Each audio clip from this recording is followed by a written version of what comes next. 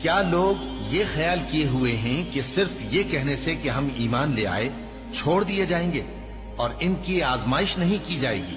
اور جو لوگ ان سے پہلے ہو چکے ہیں ہم نے ان کو بھی آزمایا تھا اور ان کو بھی آزمائیں گے، سو اللہ ان کو ضرور معلوم کرے گا جو اپنے ایمان میں سچے ہیں اور ان کو بھی جو جھوٹے ہیں۔